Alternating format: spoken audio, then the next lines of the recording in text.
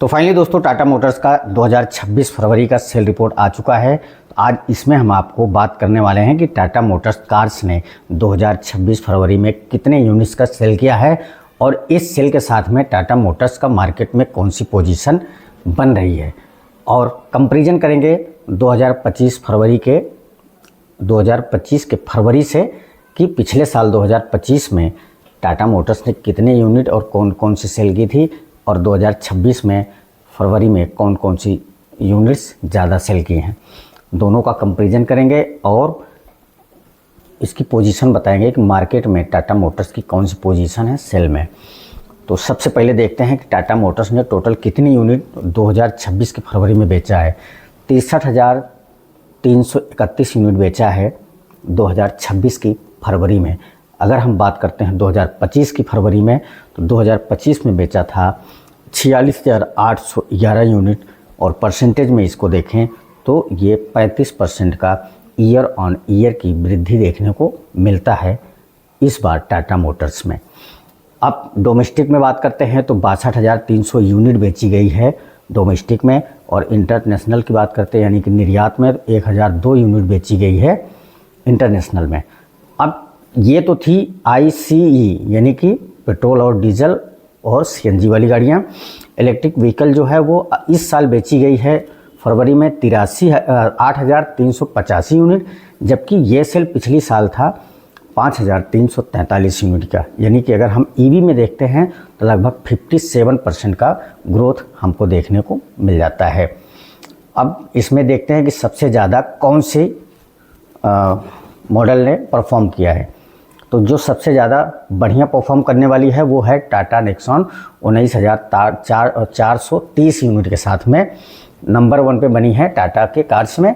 और दूसरी जो है वो माइक्रो SUV यानी कि मिनी SUV टाटा पंच है 18,748 यूनिट के साथ में।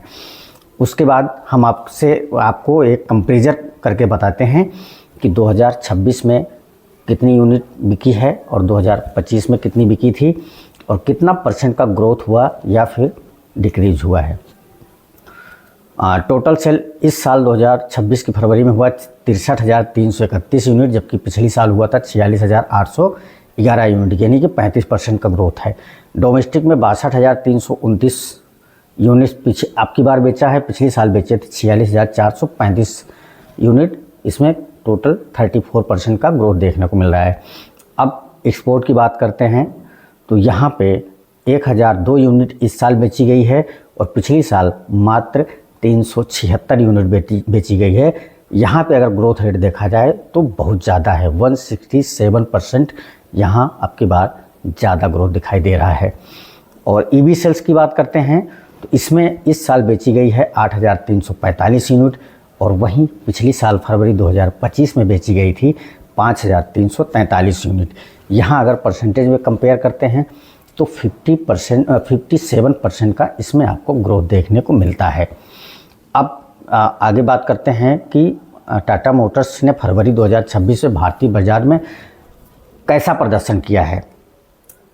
तो अगर प्रदर्शन की बात करते हैं तो 2026 फरवरी का जो प्रदर्शन है वो टाटा मोटर्स का तीसरी पोजीशन है। नंबर 1 पे मारुति सुजुकी मेंटेन है, नंबर 2 पे हुंडई है, और नंबर 3 पे हैं ये टाटा मोटर्स।